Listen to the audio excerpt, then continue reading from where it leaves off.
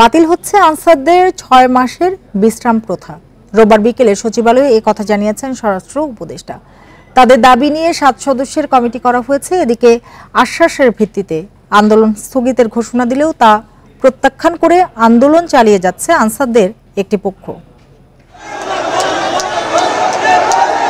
চাকরি জাতীয়করণ সহ বেশ কিছু দাবিতে কয়েকদিন ধরে আন্দোলন করে আসছে আনসার সদস্যরা। এতে রাজধানীর বিভিন্ন সড়কে তীব্র যানজটে ভোগান্তিতে পড়ে সাধারণ মানুষ। সমস্যা নিরসনে রোববার বিকেলে সচিবালয়ে আন্দোলনরত আনসার সদস্যদের সঙ্গে বৈঠক করেন স্বরাষ্ট্র উপদেষ্টা। জানান, আনসারদের রেস্ট প্রথা বাতিলের প্রাথমিক সিদ্ধান্ত নেওয়া হয়েছে।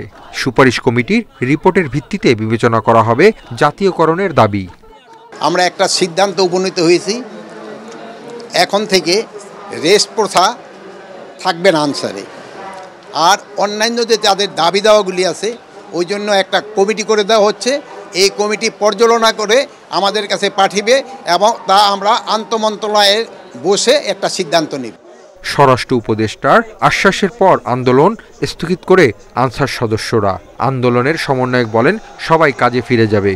আমাদের রেস্ট প্রথা বাতিল ঘোষণা করছে। আমাদের যে দাবি, আমাদের এক দাবি যে জাতীয়করণের ক্ষেত্রে আমাদের উচ্চতর একটা মন্ত্রী পরিষদ থেকে একটা কমিটি দেওয়া হয়েছে। এর মধ্যে আমরা 4 জন আনসার সমন্বয়ক আছি। তবে কর্মসূচি স্থগিতের ঘোষণা প্রত্যাখ্যান করে সচিবালয়ের সামনে এখনো অবস্থান করছে আন্দোলনরত আনসারদের একটি পক্ষ। Hasif Mahmud Shah, independent news, Dhaka.